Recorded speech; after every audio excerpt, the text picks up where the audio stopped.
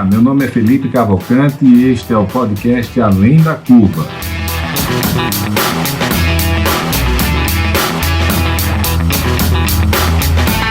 Uma realização da DIT Brasil e da Match Academy.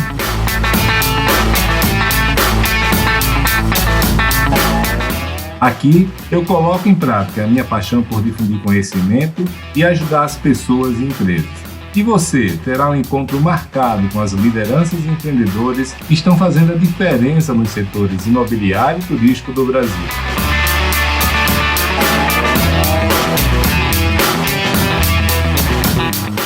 Você já conhece a DIT Brasil? A DIT é a entidade de atuação nacional nos segmentos de comunidades planejadas, loteamentos, desenvolvimento urbano, multipropriedade, time-sharing e investimentos imobiliários. Nosso foco é a capacitação do mercado e a geração de negócios para nossos associados. Acesse o site www.adit.com.br e conheça nossos conteúdos, eventos, cursos e missões técnicas. Junte-se a nós, aumente seu network e faça grandes negócios.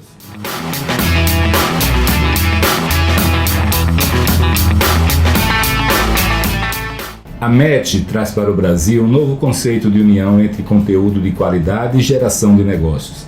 Temos uma ampla gama de soluções para o fundo imobiliário, fruto de uma sólida rede de relacionamento com os principais gestores de recursos do Brasil. Se você precisa de recursos para seu empreendimento, fale conosco, certamente teremos uma solução. Com os serviços de advisory e conselho de administração, as empresas poderão contar com toda a experiência, conhecimento, rede de relacionamento e dedicação pessoal de Felipe Cavalcante para planejar seu crescimento ou para reduzir a curva de aprendizagem nos setores de multipropriedade, time sharing, bairros planejados, loteamentos e complexos imobiliários turísticos. Já os cursos realizados pela Match apresentam assuntos muitas vezes inéditos no Brasil, sempre com viés prático e realizado pelos principais especialistas do país. Com o Advice Club, incentivamos o network e a troca de experiências entre empresários e executivos dentro de um ambiente único de transparência e colaboração entre os participantes. Através do movimento Somos Cidade, a Match está contribuindo para difundir o papel positivo do setor privado no desenvolvimento urbano e a importância de tornar as cidades mais acolhedoras para as pessoas. Com os podcasts Além da Curva e Somos Cidades, a newsletter Fica a Dica e o blog Para Reflexão, reforçamos nossa missão de reunir, simplificar e difundir conhecimento.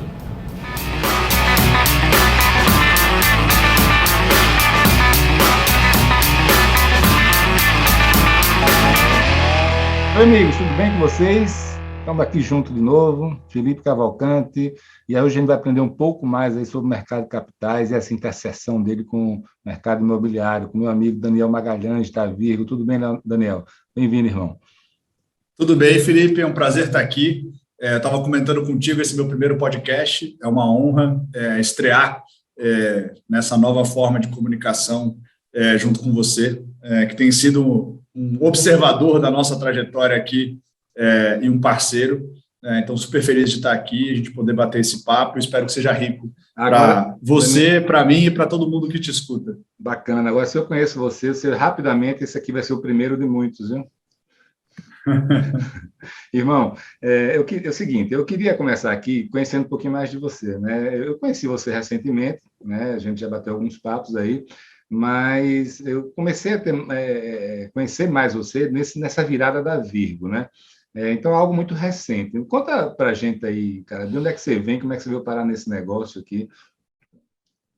Legal, bacana. Não, acho que é super interessante, e de fato a Virgo é uma virada recente, mas ela é um acumulado de experiências e de desejos de fazer algo diferente nos meus aí 12 anos entre o mercado de capitais, o mercado de crédito, o mercado de investimentos alternativos e o mercado de investimentos imobiliários.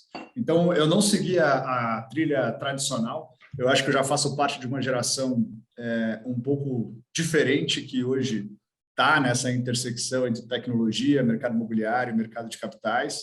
Eu gosto de falar porque as pessoas acham isso muito esquisito. Eu fui aluno Waldorf, então, para quem não conhece, é um colégio extremamente construtivista, é um colégio com uma formação acadêmica bem menos linear e bem menos focada no vestibular. Então, hoje, no mercado financeiro, quando muitos descobrem esse ponto da minha formação, falam que era a última pessoa que eles esperavam que fosse Waldorf, mas eu acho que a formação antroposófica ela traz muito dos alicerces de uma nova forma de ver o mundo, de questionar o status quo, que a gente tem isso. Eu adoro a educação, assim. Eu queria que você, agora que você falou disso, explica um pouquinho melhor para mim. O que é, como é que funciona isso? Legal. Então, a pedagogia Waldorf, ela foi, né, difundida e criada com base na antroposofia. Acho que um dos principais líderes desse movimento é o Rudolf Steiner, que é um filósofo e um pensador alemão. E ela é um colégio que busca uma formação humana e uma formação do ser humano. Então, por muito tempo, inclusive na minha época lá, nós não éramos graduados por notas, nós éramos graduados por cor. Você podia repetir de ano porque você não evoluiu e não deu os passos como ser humano para passar dessa etapa. É uma escola com muita vivência, muita arte, com muito engajamento e desenvolvimento da mente, e não tão necessariamente focada no vestibular e na parte racional do ensino. Então, é isso que o pessoal acha muito estranho. O Waldorf hoje é isso que eu queria lhe perguntar, está no mercado financeiro. É isso que eu ia perguntar, porque, na verdade, eu não sou grande especialista, mas meu filho tem 16 anos e a gente até planejou morar em São Paulo esse ano aí e procuramos as escolas para ele. E eu fiquei nessa dúvida, qual é o tipo de escola? E o que eu percebi, conversando com alguns pais de amigos, é o receio de colocar em uma escola, né, nessa linha, né, e que talvez não preparasse ele adequadamente para o vestibular. Com você, teve esse problema, não? Legal. Cara, acho que essa pergunta ela é um dilema do século passado. E aí, um pouco da crença que eu tenho, que o mundo do futuro, e talvez o seu filho esteja na intersecção, né, entre o passado, o presente e o futuro. Ele está no futuro, um pouco mais para frente. Ele está no futuro. Mas ele vai ter que trabalhar no presente. E o presente ainda está preso no passado e nos dogmas do passado. Então, para mim, na verdade, foi super legal a formação Waldorf, ela foi muito completa, ela traz uma vivência espacial, de raciocínio, de criação, que me ajudam muito. Quando eu saí da faculdade, do colégio, eu queria fazer arquitetura, então, teoricamente, eu estava na trilha correta, mas eu fui morar fora do Brasil quando eu me formei no colégio, e aí, quando eu voltei desse período fora, que eu comecei a fazer cursinho para prestar arquitetura, foi aí que eu descobri que a arquitetura, que estava exatamente impulsionada por esse lado Waldorf, não era tanto o que eu queria, e aí fui buscar uma especialização genérica, administração. E, para piorar o enredo aqui no mercado financeiro, eu fiz SPM. Então, assim, um Waldorf que fez uma formação de administração com marketing e, desde o primeiro dia da carreira, começou no mercado financeiro e hoje... Daniel, eu estou rindo aqui porque a gente é muito parecido, então. Eu fiz administração também, mesma coisa, vamos fazer alguma coisa generalista, aí eu também não... Eu queria fazer história, minha mãe não deixou, e aí eu vou fazer administração, não sabia o que eu queria, e fiz outra faculdade concomitante de marketing. Então, nisso aí, só que quando eu saí da faculdade, acabei entrando no mercado imobiliário, você foi para o mercado financeiro. Conta aí, Mas te respondendo, de fato, pensando no seu filho de 16 anos, e eu falo por mim, porque eu tanto fui Waldorf quanto fiz SPM, né? Eu acho que a sua graduação, a sua formação dentro do colégio, dentro da faculdade, na minha opinião, elas têm que te dar raciocínio lógico.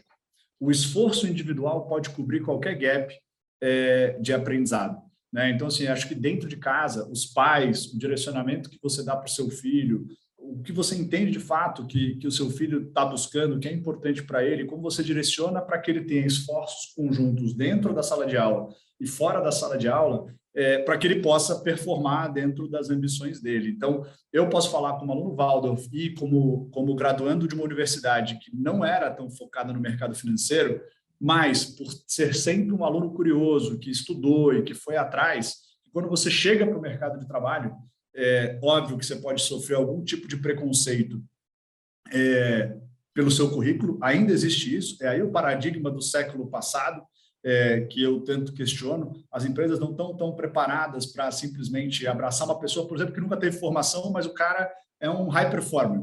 Para as empresas é difícil, né? Então, acho que pode haver algum tipo de preconceito, sim, mas cada vez menos, né?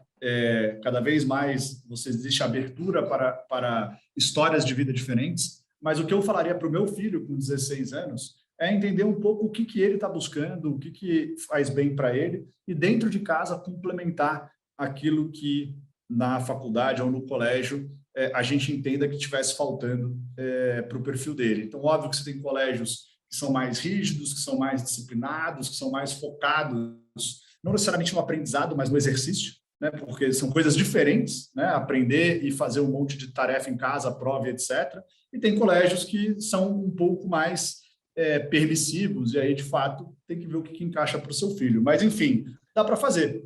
Eu sou Daniel, prova viva. Eu queria pegar esse link que você está falando, desculpa ter interrompido, tá? Tem uma vez que a gente estava batendo papo, eu fiquei muito bem impressionado com as suas ideias sobre gestão de RH, de talentos, de formação de equipe, de cultura. De alguma maneira, houve alguma interseção entre esses seus ideais aí, sobre a sua formação e o que você está fazendo hoje na Virgo, e explica para a turma o que é que você está fazendo lá, que eu achei muito bacana, bem diferente aí do que a gente vê geralmente no mercado financeiro. Legal. Acho que não. Eu acho que quando a gente passa pelo colegial ou pela faculdade, pelo menos foi assim para mim, dificilmente você pensa nos próximos 30 anos, né?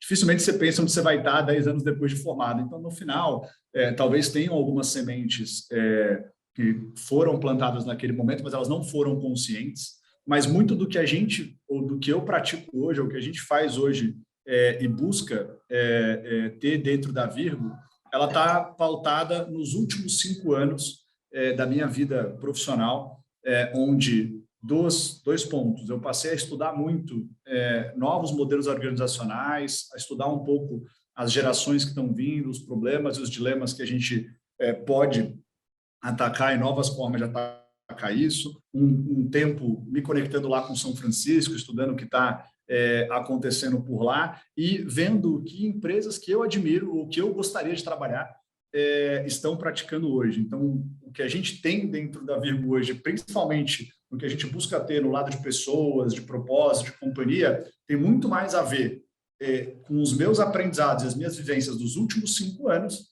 que talvez não tenham sido restritas por uma educação um pouco mais tradicional. Então, talvez sementes que foram plantadas lá não tenham criado limitantes para o que eu enxergo e gosto de praticar hoje dentro da nossa companhia. Então, assim, o que a gente tenta fazer na Virgo? E claro que a gente ainda está errando e acertando bastante. Claro que a gente acredita que ainda tem um caminho muito grande pela frente, mas a gente basicamente decidiu trazer para o mercado de capitais uma forma diferente de viver e praticar o investment banking, ou, como a gente coloca, o acesso a capital, né? Então, falando um pouco de mim, eu tive 12 anos numa outra empresa de mercado financeiro com intersecção com o mercado imobiliário, que foi a RB Capital.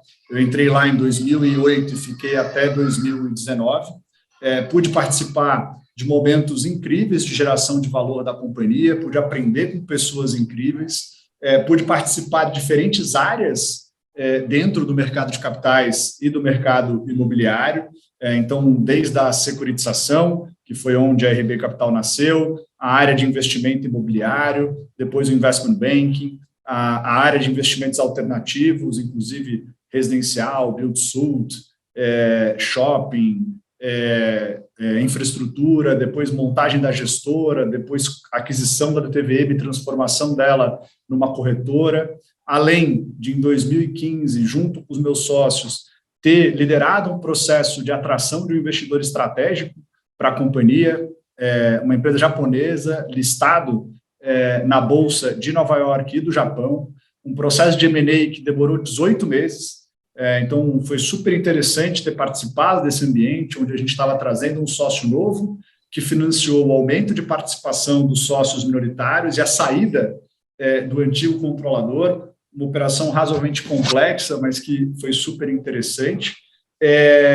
Então, a RB os 12 anos na RB me trouxe uma vivência super interessante, e em 2017 eu comecei a investir em startups, a convite, primeiro, da Domo, que hoje é uma das gestoras mais respeitadas aqui do Brasil, depois a convite da Fisher, depois a convite da North Ventures, depois a convite direto de diferentes empreendedores. Hoje, eu tenho mais ou menos uma exposição a 84 companhias no Brasil, no Chile, no México, na Colômbia e nos Estados Unidos.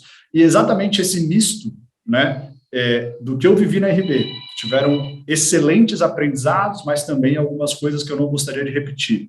Esse aprendizado por osmose, ao estar apoiando inúmeros empreendedores, resolvendo problemas diferentes, mostrando formas diferentes de se organizar uma companhia, de se resolver um problema, de atacar o mercado, de montar um modelo de negócio, esse conjunto de aprendizados positivos e negativos da jornada da RB Capital, os últimos 5 anos de estudos, mais os últimos 5 anos investindo em empresas de alto crescimento, porque a tecnologia ela é um elemento, ela não é o fim da maioria das companhias, elas criaram no Daniel, que adquiriu uma participação numa companhia que veio a se tornar a Virgo, uma vontade de trazer para o mercado de capitais, que foi um mercado que tanto me recebeu e me apoiou durante anos, uma visão diferente, uma forma diferente de se montar uma empresa, de se atuar, e que, de fato, pudesse ser uma empresa líder de um movimento do futuro. Então, o que a gente está buscando fazer hoje dentro da Virgo? A gente entendeu, há 2 anos atrás, quando eu adquiri uma participação na companhia, em novembro de 2019, que o mercado de capitais passou ou está passando por uma mudança estrutural. A gente nunca teve tantos investidores independentes, tantas gestoras, tantos family offices, tantos privates, tantas corretoras, os próprios bancos se abrindo para de fato, atender os investidores, né, atender os clientes, e todo mundo faz a mesma promessa, né? Promete um bom atendimento e produtos diferenciados. Então, você teve uma mudança de um mercado que há 10 anos atrás era pautado nos grandes bancos, uma mudança que, obviamente, foi liderada por diferentes casas, dentre elas a XP, mas que hoje também representa esse número núcleos de assessores ou gestores de investimento, e que criou um ambiente cuja demanda por produtos, na minha e na nossa visão, aumentaria exponencialmente. E produto para alocar o capital desses gestores, desses investidores profissionais, eu tinha uma noção clara de que a gente precisaria originar na economia real, né, nas empresas, que são super mal atendidas pelo mercado de capitais. Né? Hoje, você tem algumas poucas empresas grandes, que conseguem acessar o mercado, que sabem fazer isso, que estão numa trilha que gera valor para elas no mercado de capitais, e você tem uma série de outras empresas que têm dificuldade de enxergar o mercado de capitais como uma possibilidade. Elas não estão acostumadas, elas estão distantes da Faria Lima, elas consideram complexo, muitas vezes elas consideram que elas não são elegíveis para esse mercado de capitais, e essa junção de investidores precisando de produtos para alocar capital, e a nossa visão de que existiam inúmeras empresas no Brasil, fora do eixo Rio-São Paulo, que poderiam se beneficiar desse capital disponível, que fez com que a gente idealizasse o projeto que é hoje a Virgo, que é uma plataforma de acesso a capital para empresas e projetos de médio porte. Dentro dessa visão, a gente decidiu aquilo que a gente não queria ser, então a gente não queria ser um banco, a gente não queria ser o provedor de capital, né? A gente não queria ser pouco transparente, ou seja, a gente abriria a mão de fazer spread, a gente não cobraria caro, porque a gente estaria montando uma empresa para o futuro, e a gente acredita que recorrência de negócios é muito mais importante do que ganhar muito em um único negócio. E esses pilares mostraram para a gente que a Amazon era muito mais uma inspiração do que a gente queria fazer do que um banco de investimento tradicional, do que um Goldman Sachs. Então, a gente começou a pensar na empresa, no que é a Virgo hoje, como uma plataforma, como um marketplace, onde investidores pudessem se conectar a oportunidades de alocação de capital que, na verdade, estão sendo formas de empresas e projetos captarem recursos por meio da plataforma da Virgo. E aí, nessa jornada, a gente elegeu 6 segmentos, então, o imobiliário, o agro, a infraestrutura / energia, o varejo, a indústria e as fintechs, como os clientes que a gente quer atender. A gente quer olhar para empresas e projetos que queiram captar entre 5 e 50 milhões de reais, e a gente quer conectar essas empresas a cada vez um número maior de soluções financeiras. Então, no imobiliário, que eu acho que é um foco da nossa conversa aqui, a gente já está no espectro de mercado de capitais, então a gente já tem financiamento de obra, antecipação de recebíveis, antecipação de carteira, financiamento de estoque, a gente já tem uma série de produtos que a gente consegue elaborar para atender as necessidades dessas companhias do setor imobiliário, mas a gente começou a olhar para outras necessidades. Então, eu comprei uma participação numa empresa que chama Expeer, que faz financiamentos de 1 a 5 milhões para pré-lançamento, para compra de terreno. A gente comprou participação numa empresa que chama Hand, que faz capital de giro para loteadores baseado na carteira de recebíveis dos empreendimentos. A gente comprou participação numa empresa que chama Capital, que faz equity, né, que aloca capital junto com os incorporadores para viabilizar projetos. E eu estou olhando agora uma aquisição de uma participação numa empresa de tokens para a gente, de fato, integrar dentro da Virgo inúmeras soluções imobiliárias, porque a gente acredita que o mercado de capitais é algo que o player imobiliário faz uma vez por ano. Então, como que a gente consegue ter soluções dentro da plataforma da Virgo que atenda esse cara 10 vezes por ano? E essa é uma inspiração que a gente trouxe da Tencent, que é outra empresa, né, chinesa, que no nome dela ela fala que ela quer faturar 10 centavos, 10 cent, de cada chinês. Né? Então, a gente incorporou princípios da Amazon de geração de valor, onde o cliente está no centro, e a nossa interpretação é que o cliente B2B, o cliente institucional, a empresa e o investidor no mercado de capitais estavam mal atendidos. Então, a gente preza muito pelo serviço, pelo alinhamento, por não fazer spread, junto com outra inspiração que vem de uma empresa chinesa, que é de como que a gente cria recorrência. E como que a gente cria uma relação com os nossos clientes, a gente pode estar em inúmeras partes da jornada Daniel, desse cliente. Tem como dar alguns exemplos assim dessa recorrência que você imagina? Legal. Tem alguns exemplos muito legais. Então, assim, um exemplo prático. A gente hoje, com a Capital, a gente consegue, para o cliente que chega para a Virgo, oferecer uma solução agregada de equity e dívida, né, para o projeto. Então, eu consigo entrar antes na necessidade dele e ir acompanhando o cliente conforme o projeto evolui. Né? Então, é uma recorrência na jornada, né? Diferentes produtos. A gente está discutindo com a Hand, que é a nossa investida de capital de giro para loteadores, que enquanto incorpora o loteador, ele precisa de pouco capital, ele vai tomando com a Hand. Né? Só que quando ele precisa de um pouco mais, ele vem para a Virgo. Então, e o meu cliente que faz uma operação comigo, eu consigo oferecer a renda para fazer capital de giro para ele. Perfeito. Então, eu consigo estar no ciclo mais amplo da jornada dele. Além disso, a gente tem clientes hoje que estão na 4ª operação conosco em 18 meses. A gente tem um cliente no Centro-Oeste, de novo, fora do eixo Rio-São Paulo, que achava que a Faria Lima não era para ele, que não entendia, né, como ele poderia acessar capital para financiar seus projetos, que hoje está na 4ª operação com a gente e levantou quase 200 milhões de reais para financiar as suas obras. Então, a gente acredita muito nesse ciclo onde a gente foca na experiência do cliente, traz para eles diferentes necessidades a serem atendidas por meio da Virgo ou das empresas que a gente adquiriu participação. A gente aloca capital em tecnologia e em pessoas para ir melhorando a experiência, reduzindo o risco, digitalizando a experiência no mercado de capitais, para que a gente consiga ter recorrência de transações de relacionamento com esse cliente. A gente brinca aqui na Virgo, a gente tem 2 grandes projetos de longo prazo. Né? Um deles é transformar o acesso a capital em algo tão simples quanto o One Click da Amazon.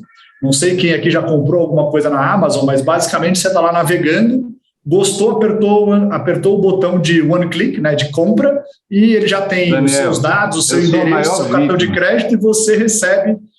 Como a gente faz isso com capital? Entendeu? Então, assim, o cara está ali no relacionamento dele com a Virgo, pintou uma necessidade de equity, a Capital provar. está ali, o projeto dele está evoluindo, porque eu estou monitorando, chega uma solução de financiamento de despesas de lançamento via Expire. O projeto avançou um pouco mais, chega uma operação de capital, né, de financiamento do projeto por meio dos produtos proprietários da Virgo. A partir do momento que esse projeto está terminando, ele já tem uma carteira, ele já tem um track record, eu já posso oferecer uma solução para ele comprar um outro terreno. Então, a gente acredita muito nessa experiência do cliente aqui dentro para gerar recorrência, em como que a gente usa o aprendizado de tudo que a gente está fazendo para gerar uma experiência melhor. Na Virgo, a gente tem 2, 3 verticais de negócio, né? Então, a gente tem a securitizadora, que deu origem ao grupo. Esse é um negócio estratégico para a gente, porque ele está focado em dados.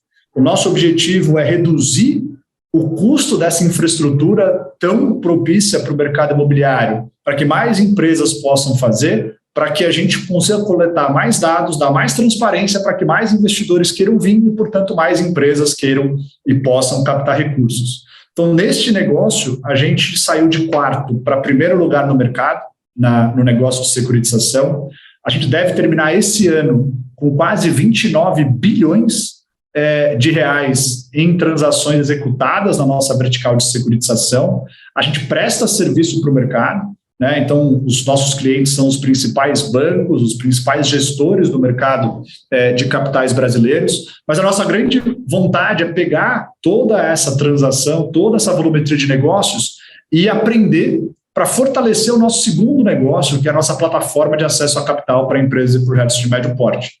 Porque se eu estou aqui no ambiente de securitização, analisando, estruturando, vendo o contrato, liquidando, vendo garantia, monitorando essas garantias, e a gente deve terminar esse ano participando de 170 transações, e ano passado foram 63, então nos últimos 2 anos a gente fez 230 operações nesse negócio. Como é que ele gera um aprendizado para tornar mais simples e mais eficiente o acesso a capital por meio da nossa plataforma, que esse ano está batendo R$1 bilhão captados para os nossos clientes. Deixa eu pedir outro exemplo para você. Assim, você já falou para mim dessa sua estratégia antes, e eu queria entender, assim, como leigo em tecnologia, qual é o tipo de dado de inteligência que você consegue tirar disso? De que maneira esses dados vão ajudar você a dar mais conforto e segurança para os investidores? Legal. Eu acho que a gente tem 2 alicerces aqui. A gente tem um alicerce do que a gente chama de digitalização do processo. Então, como que a gente aplica a tecnologia para que acessar capital, o processo de acesso a capital, seja mais simples e menos doloroso para as empresas que querem captar recursos. Então, do lado da Virgo, a gente está trabalhando agora um pouco mais na parte de smart contracts, onde você consegue fazer uma gestão dos contratos e dos fluxos financeiros de forma mais assertiva, diminuindo custos para os tomadores. A gente está trabalhando no que a gente chama de OCRs, né, de leitura de documentos para extração de informações, para que a gente possa ter diligências muito mais rápidas e dados estruturados de uma forma muito mais simples.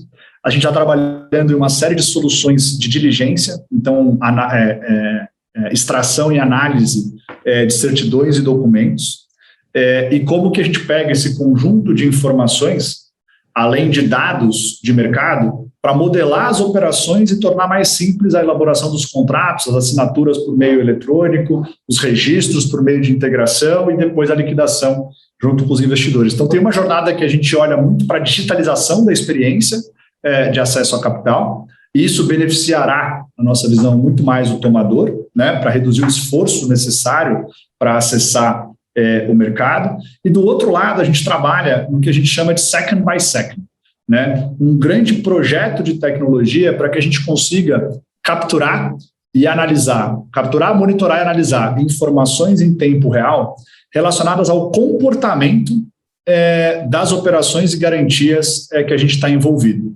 E qual que é o grande objetivo aqui? Na nossa visão, a gente tem um nível baixo de transparência ainda no mercado, portanto, vários investidores ainda não participam desse mercado ou participam com uma parcela pequena do seu capital, e a gente tem um baixo volume de informação. Então, muitas vezes, o investidor acha que é mais arriscado um loteamento fora do eixo Rio-São Paulo. A partir do momento que eu tenho sobre a administração da Virgo quase 90 mil recebíveis imobiliários, eu consigo mostrar, por meio da estruturação desse banco de dados, da transformação de dados em informação, de que não existe diferença no comportamento de um loteamento em São Paulo e de um loteamento no Centro-Oeste. E talvez o loteamento no Centro-Oeste seja melhor. E aí, por que ele é melhor? Aí começa o nosso layer de informações não estruturadas, né? Então, o Centro-Oeste tem uma correlação alta com o PIB do agronegócio, portanto, a renda lá é melhor, a correlação com o dólar. Então, a gente busca integrar a tecnologia para que o monitoramento possa ser feito de forma escalável, de todas as garantias e operações, para que esse monitoramento seja incorporado no nosso data lake, na nossa base de dados, para que a gente transforme todos esses dados em informações em tempo real para os investidores, buscando antecipar movimentos de crédito, né? Então, poxa, se eu estou monitorando essa carteira há 5 anos, eu sei que quando chove muito, tem um problema de obra, quando atrasa a obra, tem um problema na carteira, ou tem um problema nas vendas. Como é que a gente cria algoritmos preditivos e modelos preditivos para que o investidor possa precificar muito melhor esse risco, para que ele possa, eventualmente, topar esse risco, entender que não é um risco tão perigoso ou tão arriscado assim. Então, a gente enxerga a tecnologia nesses dois movimentos, o movimento de digitalização do processo, para tornar mais barato, mais simples e mais escalável, para que mais empresas possam utilizar a infraestrutura da Virgo para acessar capital, e na transparência e no monitoramento e na disponibilização de informações para que os investidores tenham uma percepção de risco mais acurada e mais investidores queiram alocar capital para as empresas e projetos que a gente quer servir. Dito isso aí, nesses dois pilares aí, digitalização e transparência, o second, em que momento aí dessa jornada você está? De 1 a 10 aí, e você está em que momento?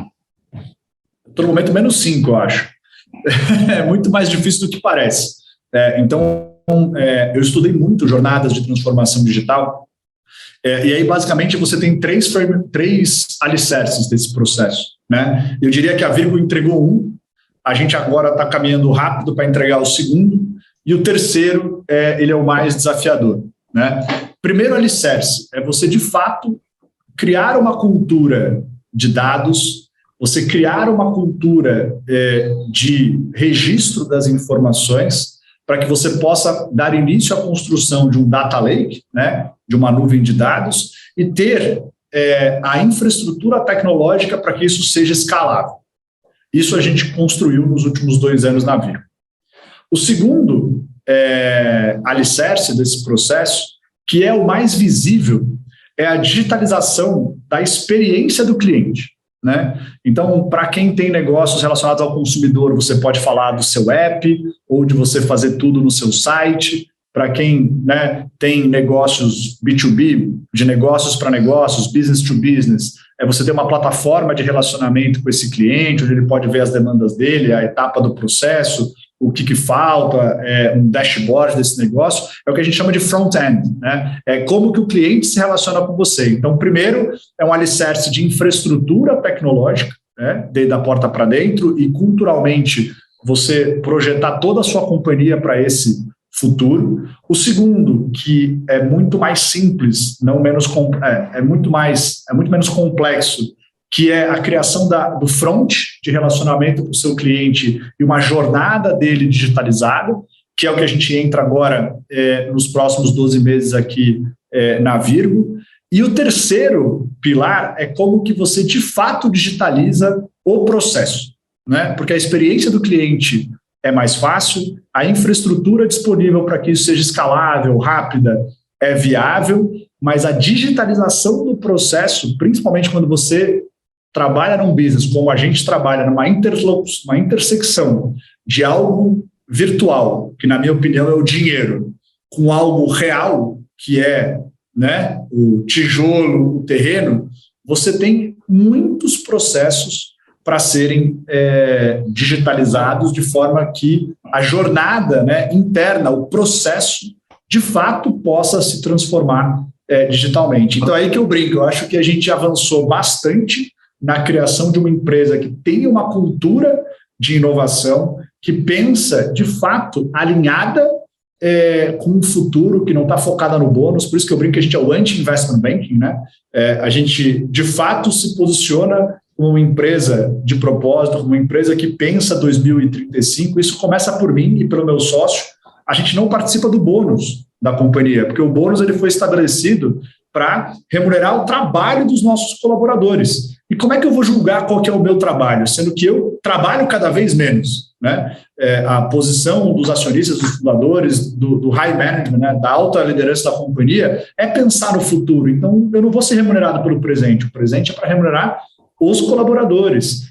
Como é que a gente, de fato, alinha todo mundo na geração de valor de longo prazo? Hoje, eu e meu sócio, a gente decidiu disponibilizar 18% da nossa participação na companhia para os colaboradores. E hoje, dos 97 pessoas que a gente tem, das quais 77 a gente contratou nos últimos 12 meses, a gente já tem mais de 10% que são acionistas junto conosco da companhia.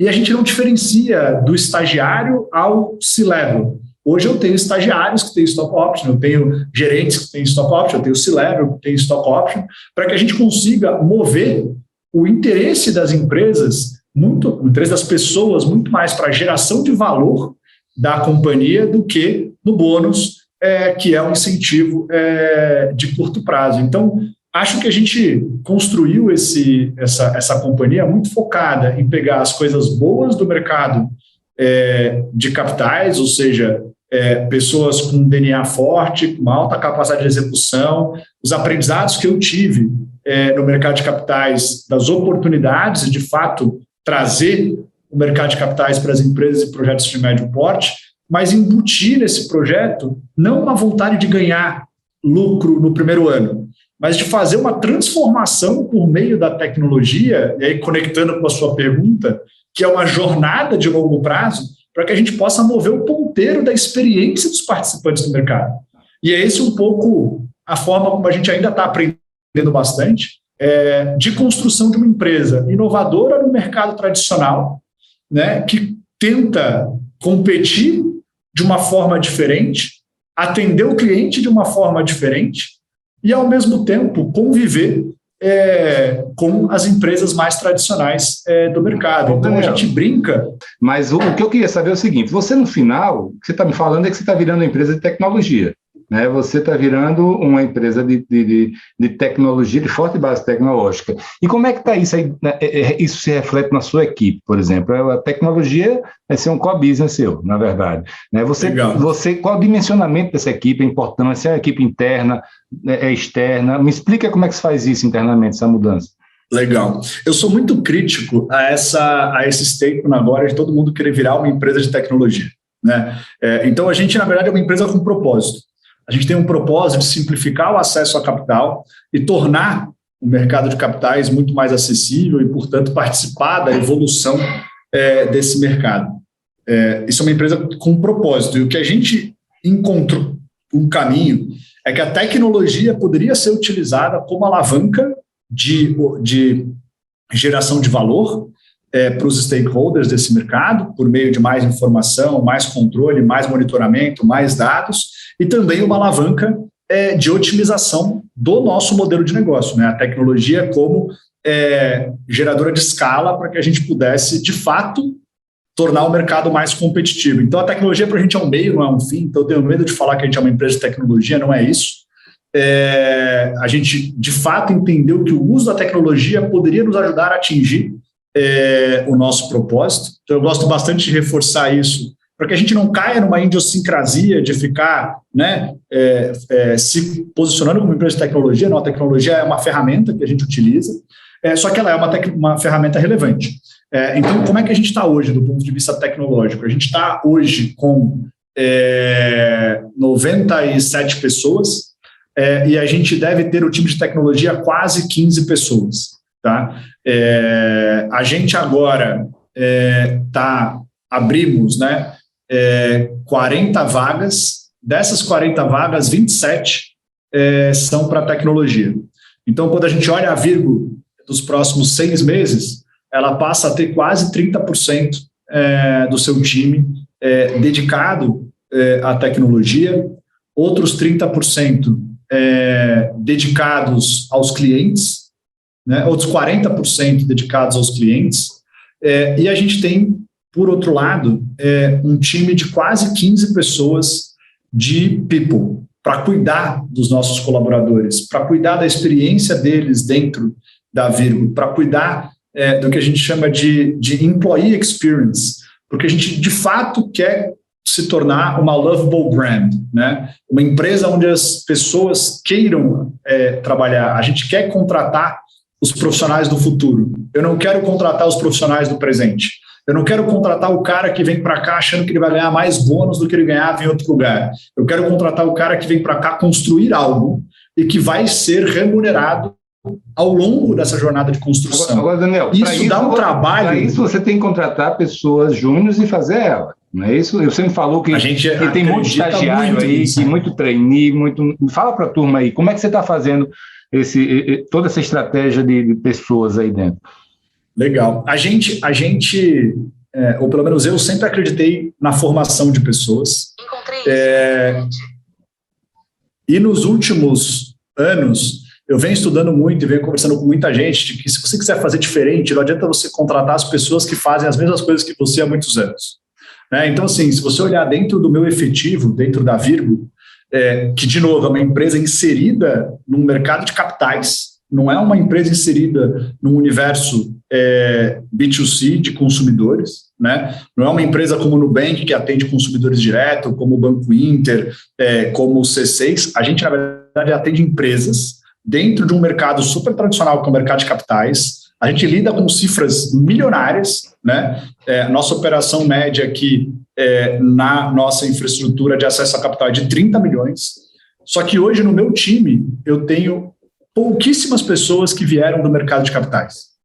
Tem uma frase que é do David Vélez, o fundador do Nubank, que ele fala, para você inovar, você precisa de 5% de pessoas que saibam muito do que você quer fazer e 95% de pessoas para perguntar por que não podia ser diferente. E a gente tenta colocar isso em prática aqui na Virgo. Então, colocar isso em prática significa trazer algumas pessoas que entendem muito do que a gente quer fazer, principalmente crédito e acesso a capital dentro do mercado de capitais, pessoas que entendam muito das políticas de people, né, de cultura que a gente quer fazer, mas fora isso, trazer pessoas seniors de fora do mercado para se tornarem anti-investment bankers e pessoas júniors muito bem formadas ou de acesso que a gente vai ajudar a capacitar e vai dar a oportunidade deles se tornarem os banqueiros, os investment bankers do futuro. Então, hoje, o meu time, ele busca essa composição. Eu tenho poucas pessoas que entendem muito do mercado e muitas pessoas perguntar que não pode ser diferente.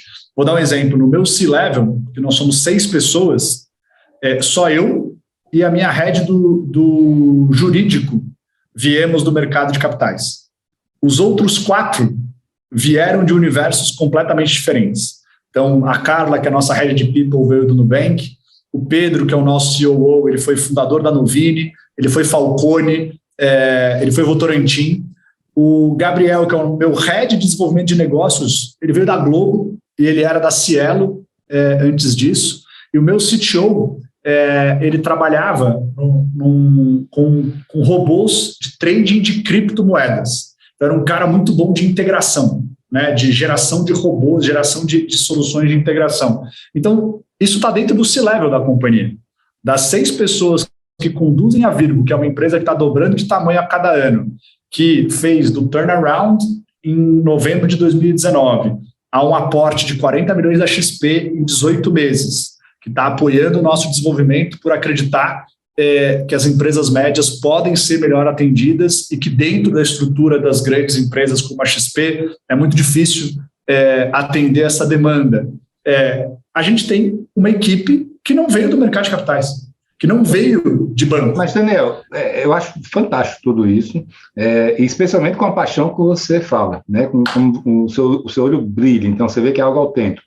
Mas a minha pergunta é a seguinte, uma pergunta inconveniente. Tem algum pênalti ser inovador? Por exemplo, investidores podem olhar atravessado e não querer trabalhar com a Virgo? Ou seja, de alguma maneira, tem tido algum ponto negativo, não? A gente tem sim alguns pontos negativos. Primeiro, dói mais você trabalhar com pessoas menos experientes, e aí quando eu digo dor, é dor de gestão, né, da equipe, porque você tem que treinar, porque eles erram mais, então você tem que ter mais cuidado, dá mais trabalho, consome mais energia, dá muito mais trabalho você pensar numa empresa grande do que pensar numa empresa pequena, né? Então, assim, eu saí, quando eu comprei uma participação na antiga ISEC, que hoje é uma das empresas da holding da Virgo, a gente tinha 30 funcionários, hoje eu tenho quase 100, estou indo para 140, e daquelas 30 pessoas sobraram 3 ou 4. Então, assim, eu poderia ter feito uma coisa mais tradicional, né? Então, olha, atender as empresas médias daria para fazer com 5, 6, 7 pessoas aqui dentro, cobrando spread, cobrando FIIs mais altos, não vou utilizar de relacionamento, não vou utilizar de tecnologia, né? Não preciso contratar essa quantidade de pessoas, arroz, né, Ali? Não preciso treinar essa quantidade de pessoas, então da porta para dentro, buscar fazer o que a gente está fazendo, dá muito mais trabalho.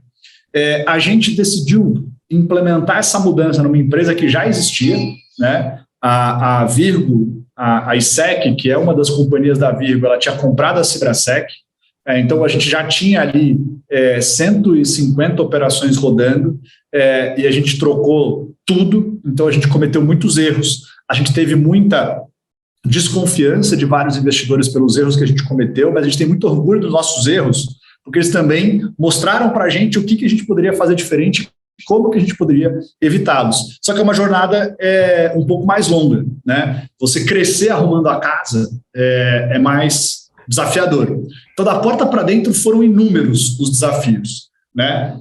Quando a gente olha para as empresas médias, você tem um universo muito maior, então a escala de todo o nosso processo é muito grande. Mas do lado do investidor, como a gente criou um processo de aprovação interno muito bacana, a gente tem tido baixíssima rejeição por sermos diferentes, por não termos medalhões ou figurões no nosso time. A gente, de fato, tem conseguido, por meio de dados, incorporar as melhores práticas de mercado das nossas estruturas, selecionar com quem a gente vai fazer negócio do ponto de vista dos tomadores. Então, isso fez com que, do lado dos investidores, e não é que a gente não teve nenhum aprendizado, mas que não houvesse essa barreira de entrada da Virgo. Tanto é que a gente saiu de quarto para primeiro lugar no mercado de securitização. Isso mostra que, apesar dos nossos erros, e foram muitos, eu deixo aqui o meu agradecimento pela empatia, compreensão e apoio de todos os nossos clientes e stakeholders, mas de uma crença de que, de fato, alguém precisava fazer diferente. A primeira métrica de valor e não de sucesso é o cliente, né, comprar o seu serviço. E a gente, de fato, saiu de um quarto lugar para um primeiro lugar de mercado em apenas 2 anos. Essa sua dor foi equivalente à dor do parto, né? Mas, cara, a maior parte da turma que está ouvindo a gente é empresário, é tomador, né? Fala para mim sobre como que você está pensando, ou já fez, ou pretende fazer em relação à jornada desse seu lado aí, do seu cliente desse lado, do tomador, o empresário quando chega aí, o que está sendo feito para ser diferente em relação à experiência que ele tem com outras casas? Legal. Primeiro é essa integração de soluções, né? Que eu acho que é uma coisa sensacional. Poxa, o cliente já não está no eixo Rio-São Paulo. Se para cada necessidade de capital dele ele precisa falar com uma empresa diferente, isso já torna o processo mais desafiador. Então, hoje, do equity até a antecipação do recebível performado, a Virgo consegue ter uma solução integrada para diferentes tickets, para diferentes momentos. Então, é o que a gente brinca, que a gente quer ser o the place to be, né? O lugar onde o cliente quer estar. Então, isso é uma coisa que, para o setor imobiliário, acho muito legal que a gente já conseguiu avançar dessa forma. A segunda é a transparência. A gente, de fato, coloca a transparência em todos os nossos processos, em toda a forma de atuação que a gente tem. Isso cria confiança, porque, normalmente, os empresários têm muita desconfiança do mercado de capitais, eles não sabem aonde eles estão sendo enganados, então a gente decidiu desde a largada ser 100% transparente e estar muito próximo no diálogo, na comunicação com os nossos clientes. A terceira coisa que a gente tem conseguido ser bastante efetivo é na velocidade com que a gente consegue dizer sim ou não para as demandas, e se for um sim, como é, né? Qual é o tamanho, qual é a estrutura, quais são as garantias, qual é a taxa.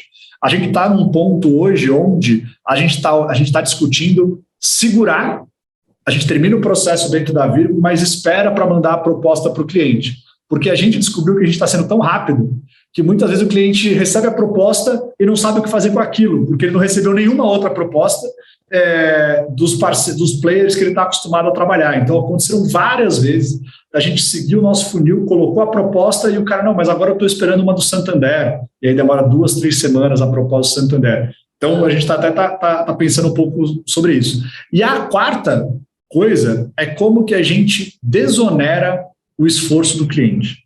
Então, como que a gente internaliza a diligência, como que a gente internaliza uma série de coisas que normalmente deixam na mão do tomador, que precisa tocar o seu negócio. Meu cliente não é a MRV, que tem vários times para tocar uma operação de mercado de capitais. É o mesmo diretor financeiro que faz tudo, é o mesmo diretor jurídico. Então, a gente está investindo muito em como que eu consigo trazer para dentro da Virgo várias partes desse processo para que seja cada vez mais one click, né? Low touch, com baixo esforço para o nosso cliente tomador. Então, essas são as 4 frentes aí que a gente entende. Assim, esse testemunho eu posso dar, né? A gente é parceiro aí, algumas coisas, e eu lógico, também tenho relacionamento com outras casas, e, cara, é muito bacana, né? A rapidez e o feedback que você tem. Eu adoro, eu trabalho muito lá, né? Lido muito com a Amanda, com Carol, com Rafaela, e é muito bacana, assim, você está de parabéns, e isso é uma das coisas mais importantes para o empresário de se decidir também, né? Não só a velocidade, mas o atendimento, né? Assim, realmente ser diferencial, né? Agora, eu não sei se você já percebeu, mas a gente passou quase 1 hora aí já, né? Passa rápido. Rápido demais. Eu queria saber de você o seguinte, você levantou um ponto aí, né, sobre dar dados para os investidores, para eles verem que um loteamento no Centro-Oeste, de repente, não tem nenhuma diferença com o loteamento de São Paulo, e acabar um pouco com esse preconceito, né? Na prática, o que é que você tem visto? Agora, me fale sobre o resultado disso. Porque, por exemplo, a gente... Não sei se você estava lá, se eu perguntei isso para você no Adito Invest, mas nós temos aí uma rentabilidade, um prêmio de risco grande para os fundos imobiliários que têm crise de high yield, né, são percebidos como muito arriscados. Eles investem em loteamentos, empreendimentos residenciais, multipropriedade ao redor do Brasil. E na prática eu não tenho percebido muita diferença. Então eu queria me dar esse resumo aí. Na prática sua, você acha que realmente não tem diferença, ou tem diferença, e qual é essa diferença? Legal. Eu acho que existem 2 formas de você puxar o lado do investidor. Uma delas é o tapa na cara do mercado, né? Então ele vê que ele está deixando de fazer coisas que outros estão fazendo. E eu acho que isso alguns gestores e alguns investidores estão liderando esse processo e vão mostrar para o mercado, por serem inovadores nesse aspecto, de que outros investidores estão comendo bola. Então, essa é um pouco a força do mercado, né? A outra força é a força dos dados, né? E eu acho que dos 2 lados a gente ainda está engatinhando.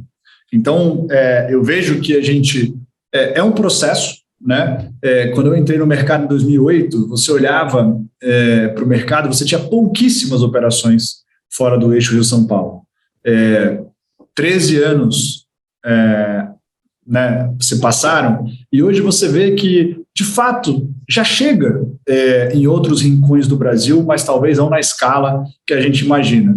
Mas esse é um processo que vai se acelerando, né? Então, eu falo muito sobre inovação, né? E a gente acaba achando que as coisas demoraram a nossa idade para acontecer, né? Então, eu tenho 34 anos, eu sempre acho que tudo demorou 34 anos para acontecer. O celular demorou 34 anos para surgir, o computador, o tablet demorou 34 anos para surgir, mas, na verdade, se você olhar, em 5 anos, muita coisa não existia e hoje existe.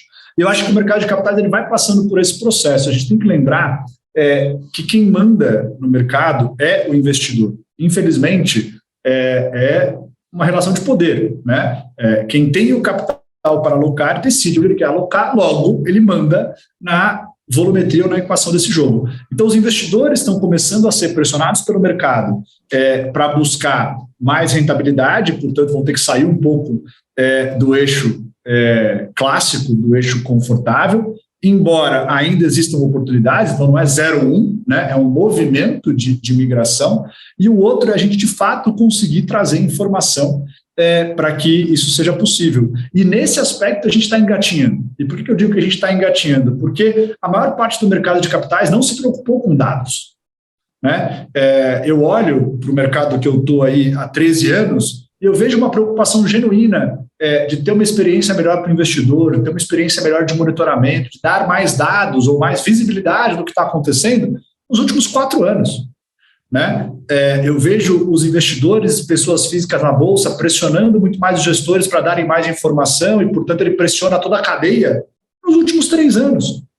Então, o mercado vai passar por um amadurecimento muito rápido, na minha opinião, sobre dados, mas dados não geram informação. Então, a gente tem 2 desafios aqui. Primeiro, e aí eu lancei esse desafio para a própria Adit no nosso evento, né?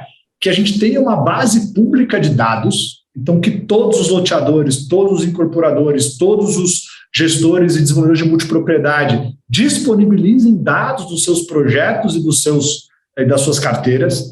Gente, isso não vai atrapalhar vocês, isso não vai alimentar o seu concorrente. Aqui eu estou falando de bases de dados para que a gente possa gerar informação. E esse é o próximo desafio.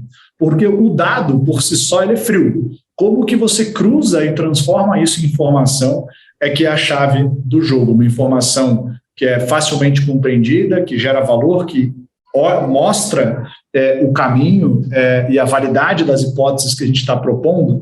E eu acho que os próximos 5 a 10 anos vão ser muito bacanas nesse aspecto. Acredito bastante e espero que a Virgo possa ser um dos líderes, um dos desbravadores desse movimento. Para isso acontecer, né, como é que vai ser esse futuro, cara? Como é que você vê que vai ser o mercado imobiliário e de capitais vão estar andando juntos daqui a 5, 10 anos? Qual é o produto que é uma dor hoje do mercado imobiliário que não é atendido pelo mercado de capitais, que você acha que vai estar na prateleira daqui para lá? Cara, e tokenização, o que é que você acha? Vai continuar sendo então, uma... eu acho que tem tanta dor no mercado imobiliário que eu acho que o mercado de capitais ou esse novo mercado de capitais, quando a gente começa a olhar para tokens e para outras formas de captação de recursos, vão tornar possível diferentes tipos de soluções. Então, quando a gente olha para uma jornada, né, imobiliária, você tem vários problemas. Vou começar por um, né? Comprar terreno antes da aprovação. Né? Cara, isso é uma dor muito grande, porque vários investidores não querem correr esse risco. Aqui, a tecnologia pode ajudar muito. O pessoal hoje investe em precatório. Cara, precatório depende do governo, depende de orçamento, depende de uma estrutura, de um arcabouço jurídico. Quanto mais a gente aplicar a tecnologia para coletar dados e ter informação, mais visibilidade a gente vai ter do risco de aprovação ou não de um projeto, mais investidor. Quanto menos percepção de risco, mais a gente vai poder trazer investidores. A Capital, que é uma das nossas investidas, está exatamente focada em construir muito esse alicerce. Então, esse é um lado. Poxa, toda a estrutura do projeto imobiliário. Hoje o mercado ele trabalha na base da permuta física. Né? Então, eu permuto X lotes para pagar o terrenista, Y lotes para pagar os vergalhões. Só que essa troca ela não é justa, né? Porque o imóvel é indissociável. Né? Então, às vezes, você queria pagar meio imóvel, que seria o valor justo, mas tem que dar o imóvel inteiro para não se descapitalizar. O fracionamento da propriedade por meio dos ativos digitais, como os tokens, eu acho que vai introduzir uma variável super interessante, né? As fronteiras do capital, né? Se você começa a financiar, por exemplo, projetos por meio de tokens que representam os direitos daquelas unidades ou daquela renda, né? Se você listar esse token numa exchange, o investidor americano pode comprar e financiar um projeto no Brasil. Então, você pode ter uma fragmentação das fronteiras do capital, né? Então, isso para falar de 3 exemplos que eu vejo de possibilidades, né? Eu acho que o investidor brasileiro ele ainda é muito avesso a risco. Ele ainda quer muito papai com mamãe. Então, quando a gente olha para o Open Finance, né, ou para o Open Banking, cara, todo o track record, né, todo o histórico de crédito bancário dessas incorporadoras, desses loteadores, né, pode ser transferido como informação para o mercado de capitais para mostrar, cara, você está financiando mais um de 100 empreendimentos que esse cara já fez. Você está financiando mais um de 10 empreendimentos nessa região e todos eles venderam muito bem.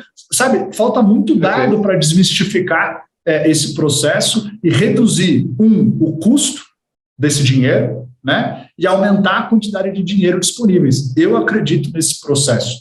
Poxa, eu olho para um cliente nosso, um cliente do Centro-Oeste. Ele nunca tinha feito uma operação, em 18 meses, ele captou 200 milhões para 4 projetos.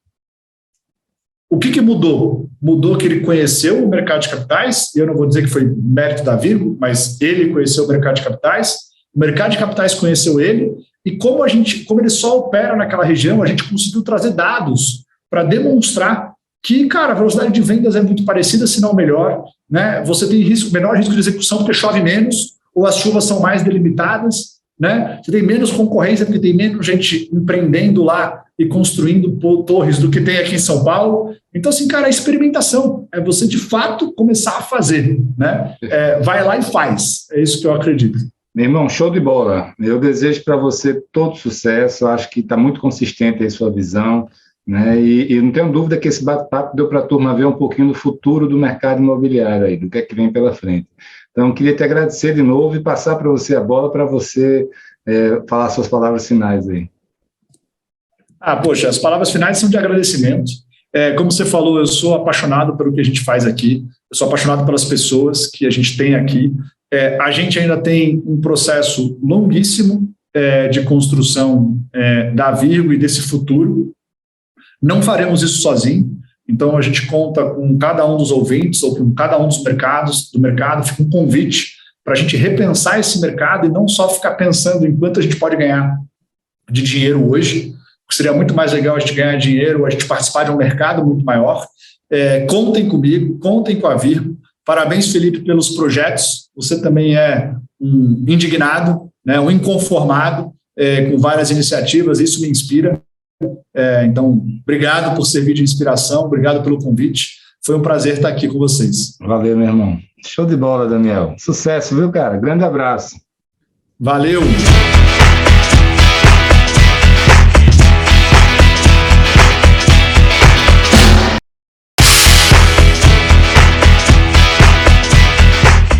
Pois é, amigos, termina aqui mais um podcast Além da Curva.